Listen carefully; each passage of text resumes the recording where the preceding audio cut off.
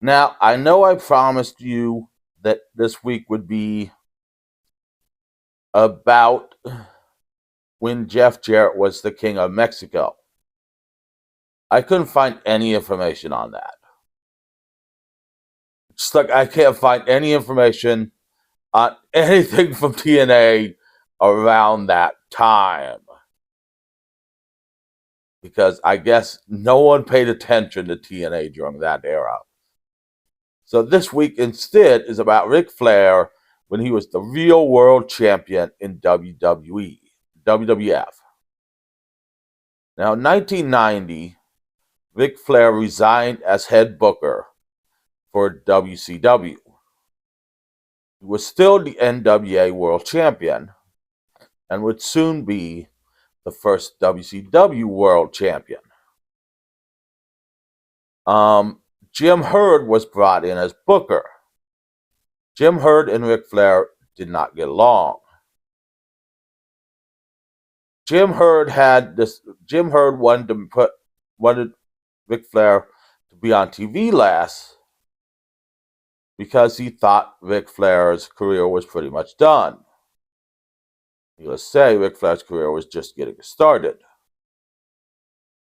Though Ric Flair was a major player in wrestling at that point. He'd been a big name star for 10 years and was just getting started. Now, Jim Herd had another idea for Ric Flair, which was for him to shave his head, wear a diamond earring in one ear, and become a gladiator type character, which Ric Flair wisely turned down. Now, let me draw a comparison of this to nowadays. If Ric Flair would have pitching that character to Ric Flair would be like if Triple H got fired nowadays, and they brought someone else in, and they pitched that character to like Seth Rollins or Roman Reigns. It was that stupid of an idea. A multi-time world champion, been on top for 10 years, proven commodity, and you're pitching a complete overhaul. So needless to say, it was a dumb idea. So Ric Flair and Jim Herd continued not to get along, so Jim Herd fired Ric Flair and stripped him of the WCW World title. But Ric Flair was still in possession and was still NWA World Champion.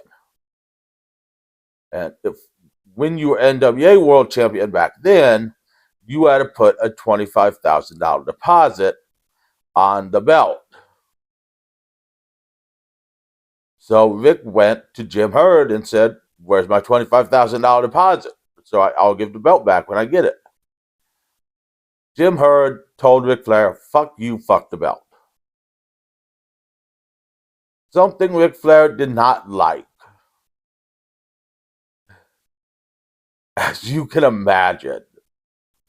So Ric Flair then called the WWF, sided with them, and sent the belt to WWF, where it showed up the next week on TV in the hands of Bobby Heenan, who promised the real world champion was coming. And after a few weeks of building him up, Ric Flair showed up and said he was the real world champion over Hulk Hogan. Now, WCW did not like this. And so WCW sued WWF and Ric Flair to get their belt back. Ric Flair then told them, "You pay me my $25,000, you can have your belt back." And WCW spent millions of dollars in court costs suing Ric Flair, and Ric Flair ended up getting $40,000, which was a $25,000 plus interest, and he gave the belt back.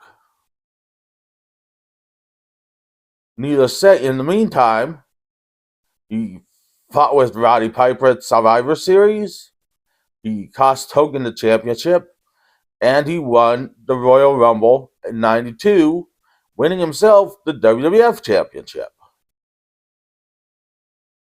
And then went on to face Randy Savage and lose the WWF Championship at WrestleMania 8.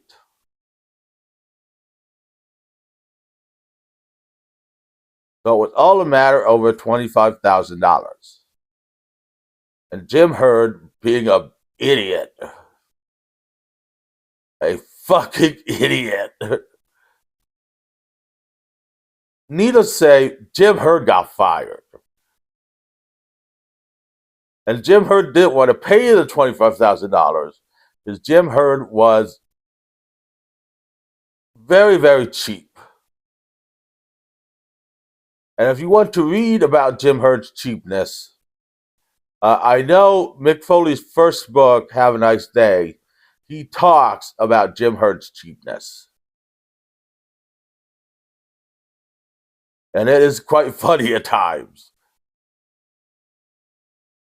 So that is how Ric Flair showed up on TV with another company's belt and claimed to be the real world champion. It was all a matter of $25,000, which a very cheap man refused to pay in the first place.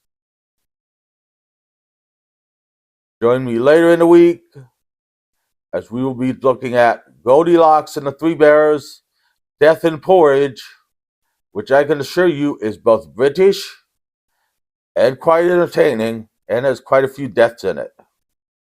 They're very good.